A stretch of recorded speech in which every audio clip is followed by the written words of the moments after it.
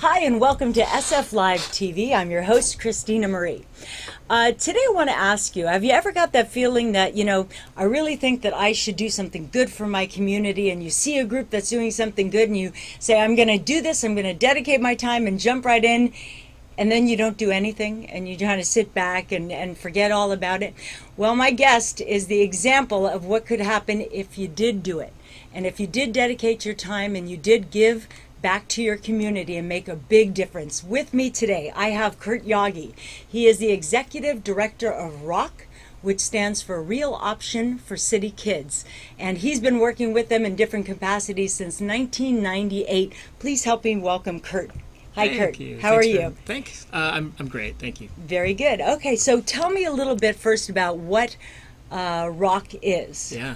So Real Options for City Kids, we're based in San Francisco's Visitacion Valley, which is in the southeast sector of San Francisco, sort of by the Cow Palace.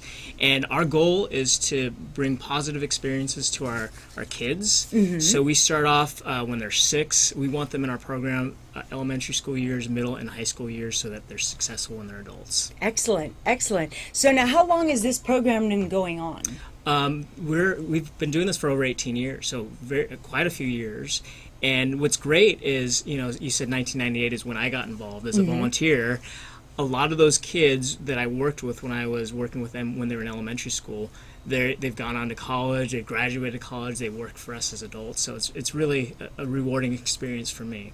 So you get to see exactly what happens when you help kids and do what you do with the children all the way through their school and then into adulthood. Yeah, and that's really the whole point of what we do. I think for many of these programs that have that mentoring aspect and just positivity to them, this is the long-term outcome that they look for, that success as an adult, instead of the alternatives, which in Viz Valley, there's lots of bad and negativity there, and it's easy to get caught up into that lifestyle. So seeing it actually come, first full circle is the treat.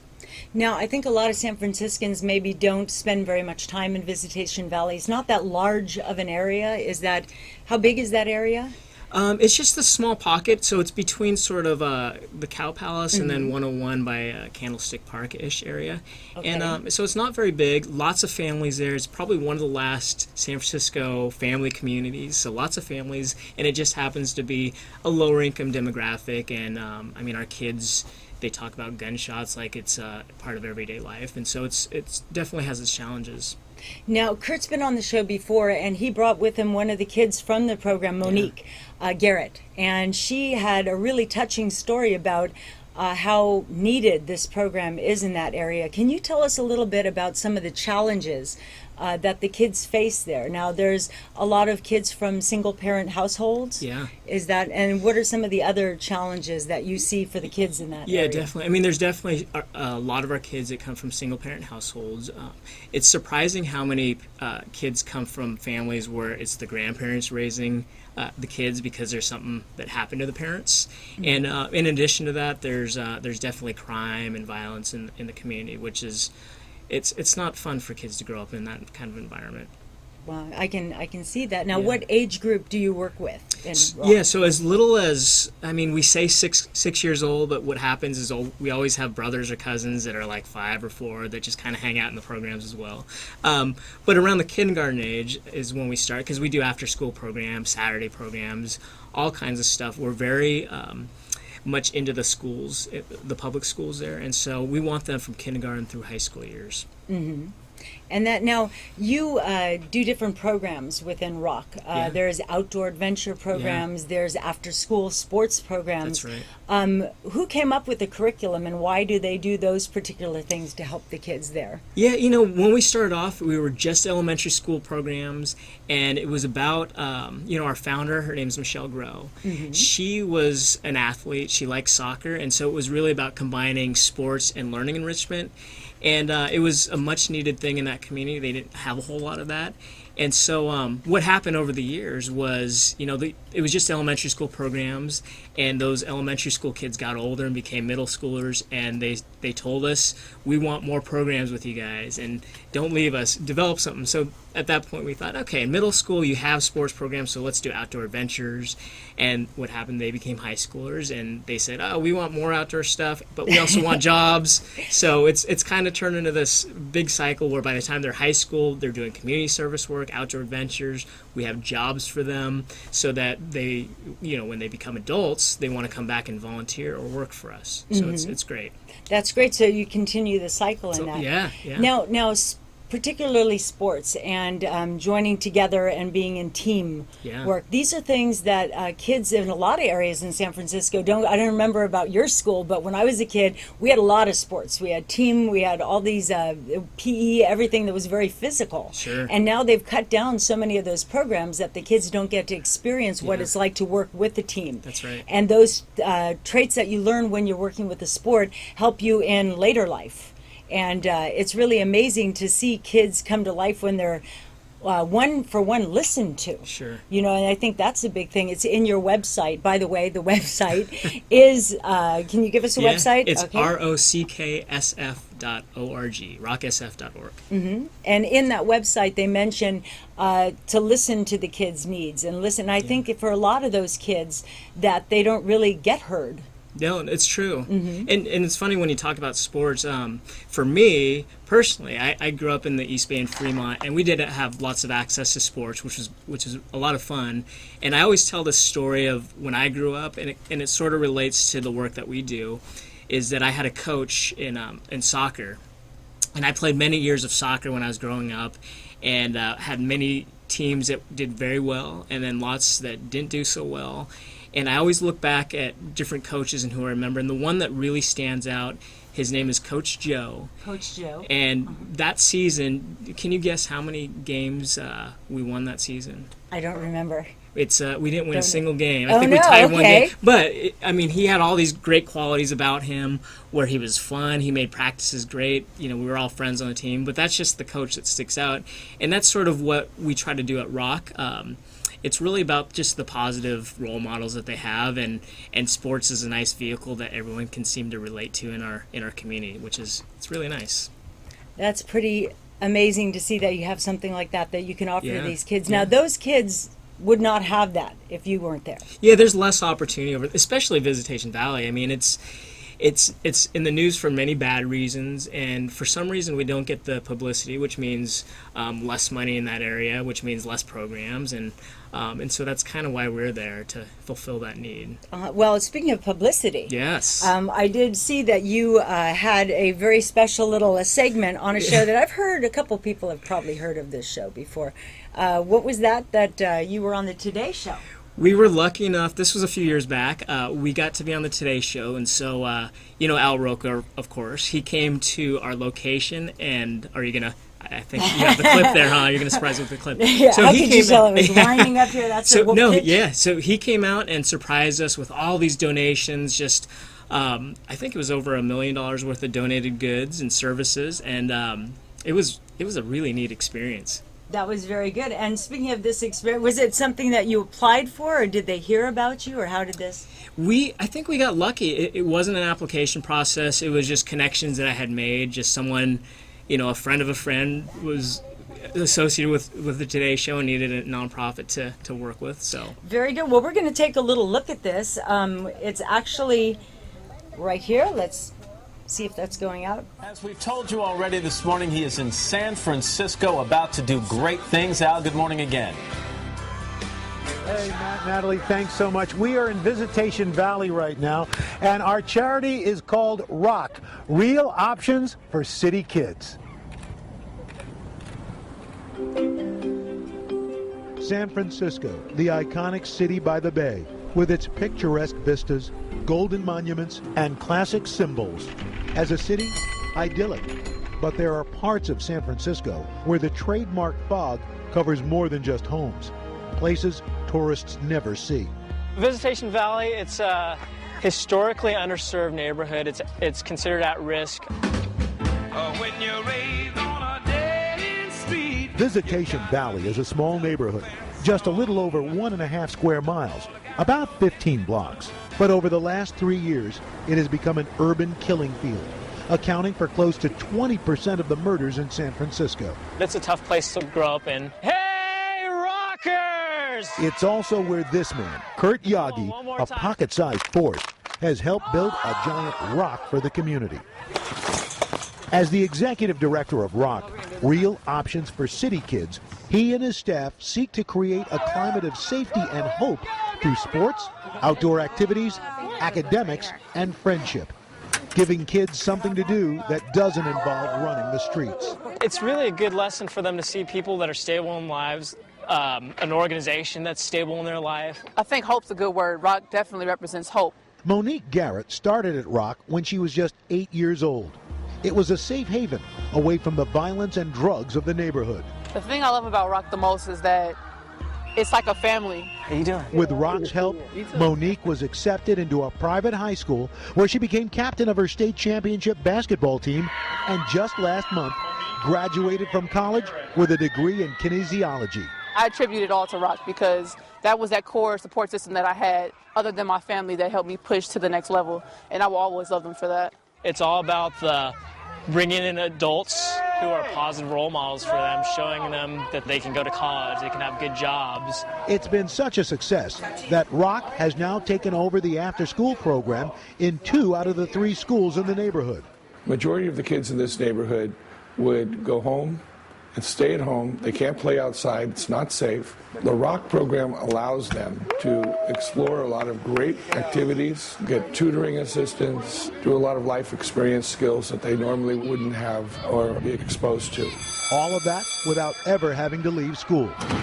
The idea is to create a seamless day where the kids get everything they need in a safe environment.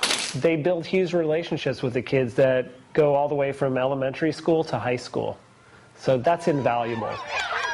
R.O.C, a neighborhood safe house, creating real options for kids, one child at a time. It's a family. Anytime you're new coming in, you're part of our family. Excellent. That is really cool. And that was how long ago? It was 3 years ago. Very nice. And they did bring you things. They brought us some stuff, yeah. Very nice. Some was good, some was not the greatest, but we had a great experience, and I think I was telling you this is my favorite, still my favorite spot to interview. Now he's kissing up. He's kissing up because he wants to be back out. Now, you may be thinking, this is a really great idea. And now remember what I said at the top of the show? Now's your chance to maybe jump in and try to help. So you do take volunteers? We take volunteers all year round. I think we probably have 150 or more volunteers throughout the year. And so all the information is on our website, rocksf.org.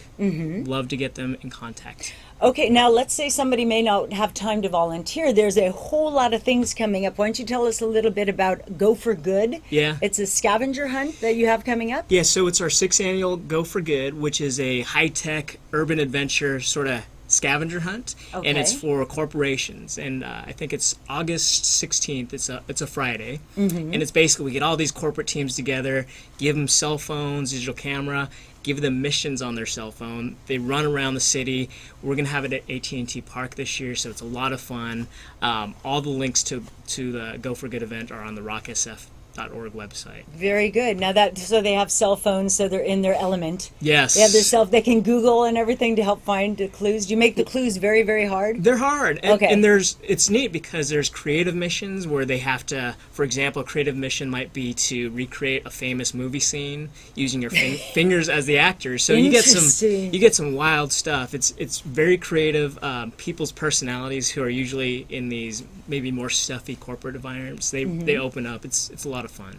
You know, and that's we say that it's for the kids, but a lot of times it's also for the adults that volunteer here because many adults maybe don't have much contact with kids. And because they live far away from their other families that have, children, their brothers and sisters, nieces and nephews. So here's a chance to really experience what it's like. What do you get from all of the work that you've done? What are some of the things that you get as gifts for what you do? I mean, like I said, Monique was a perfect example. She's been in the program. I've known her since she was 8 years old. And just seeing her as our staff member now and being successful in her life, that's my reward. And I think, for me, what got me into this organization, this was 98 when I was in the corporate world and I volunteered. I actually felt guilty when I was volunteering because I was having so much more fun. I thought, there's something wrong with that. I can't be having more fun than the kids. I must be doing something wrong. But that's just how it is. And you know, so you get those moments where you just feel good about yourself as well. That's it. See, so these are all really great reasons for you to get up off the couch, put the Doritos down, and go on the website and check out Curt and the gang and try to give something back to the community, and also to help kids that wouldn't have a chance. That's right. There's a lot of very privileged kids in San Francisco, and the divide is getting even larger and larger. And you know that if you make a difference in a kid's life, we all remember we have teachers or people that really hit home with us and helped us create and become who we were. And a lot of those kids don't have those mentors, and you can be that mentor. That's right. Which is pretty awesome. And if you just want to have some fun and dance and have a great time, tell us about Funk Out with R.O.C.K. And you know all about this because you were a host one year for Yes, us. I was. Or 2 years, actually. A couple years. It was really fun. Yeah, so Funk Out with R.O.C.K, this is an eighth annual event, and it's going to be held on May 31st this year, which is a Friday evening, at a club called Mighty in San Francisco. Oh, yes. It's funk music. It's a live band called Stymie and the Pimp Jones Love Orchestra. I got to promote them. You've got to see this band. They're amazing. They're really, really great. You hear them and you just get right into your groove. You get into it. We have a great silent auction, a raffle. It's a fun time, and so it's very affordable to go. We just want people there to have fun and dance. And they have really great prizes, and the best part is that all of the people participating for the Master of the Funk. Yeah, so it's a host committee. So I make them dress up funky and dance. We make a really cool video of them, and it's a competition. So they get the public votes, and so if they buy a ticket, they have to specify who they think is the funkiest. The funkiest, and that's funkiest in a good way. In a good way. In a good way. The funkiest. Yeah, I'm talking. They have the froze. They have the really tight pants. They're dancing it up. It's really fun, and just lots and lots of very bright, very acid bright colors. That's right. Yeah, and beads, and it's like Mardi Gras. It is. Yeah, and so they get the votes by people purchasing tickets, or people can donate under their name, and so whoever gets the most donations or revenue from ticket sales and donation, we crown them at the event as the Master of the Funk, and it's pretty crazy. Now, does that title stick with them a long time? Do they kind of like tell everybody, I'm the Master of the Funk? So it's competitive. They're proud. They're like proud for of that it. whole year, they just stretch More it than out. that. More than that. Nice, nice. Yeah. And this is a really fun event to go to. Great music. They have really wonderful donated prizes for the silent raffle. Yeah, silent auction raffle. We actually just got United Airlines. They donated a bunch of vouchers, so we're gonna have those to give away for the raffle or the auction. We've got some really cool stuff. I've got if you're familiar with Jersey Shore, I don't know. I don't watch it, but I'm told about the Jersey Shore. I've never watched that show ever in my life. Never. They have something called GTL. That's their expression, Gym Tan Laundry. People will know what that is. Okay, GTL. GTL. Okay. So remember that. So we have a GTL package this year, which is a gym membership, tanning salon, and laundry service. So we just have some crazy silent auction items that we put out there. They do have quite a few, and there's wine, and there's Of course. Massages or things like that. Get out of the doghouse free packages. That was one of my favorite, and that can be utilized very well, yeah. I'm sure, with a lot of people. There's also another thing. You were now working with StubHub, is that correct? Or now that you've partnered with them? Yeah, so they chose us as their Rising Star recipient, which means, it's quite an honor. It was an invite-only process, so they had me apply, and then they brought me in to interview, and they liked all the work that R.O.C.K was all about, so they chose us. And it's actually it was at the time they chose us for 1 year, but they just extended it, so it's a 2-year partnership. So it's some money and a lot of services. So for the Funk Out event, they're helping to promote it to their entire audience, which is huge. Wow. So we really like StubHub. They're going to be excited that I'm talking about them on this as well. Okay, StubHub. Buy your tickets through StubHub. But it's a really fun party that you're going to think it's a party and you're helping people. That's right. You can either come to party or to help people. Either way, it's going to be good for either side of it. Yeah. So tell me a little bit more. You were awarded $10,000 college scholarship. Oh yeah. Yes, at least you wrote that down. Yeah. So I was not awarded the college scholarship. Not you. It was for a 6th grader. Yeah, and Okay. so this is a 3rd year we've been doing this. We have a great volunteer. His name is Dave O'Mara. I got to drop his name as well. Dave O'Mara, StubHub, Dave O'Mara. Okay. And so he started the scholarship fund for giving scholarships for our kids when they're in 6th grade. So college scholarships, $10,000. And so the idea, it's kind of a weird concept for a 6th grader to get a college scholarship, but in that neighborhood, you want to have give them hope that down the road they just don't have to worry about that. And so we just awarded another one this year.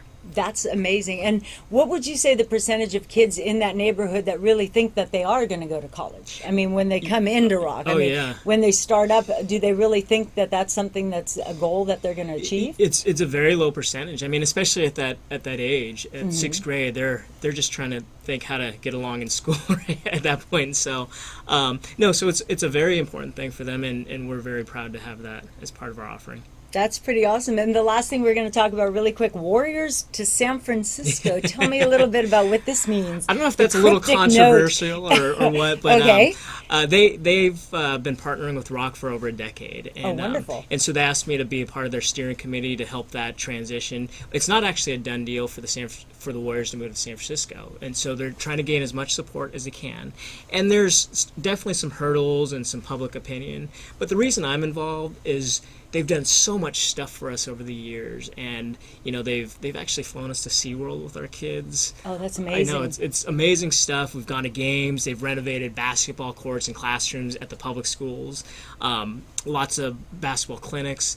And the thing I like about them most is a lot of the stuff that they do for us, it's not about the publicity or the media attention. They just do it because that's sort of the soul of them. And that's why I'm really for this move.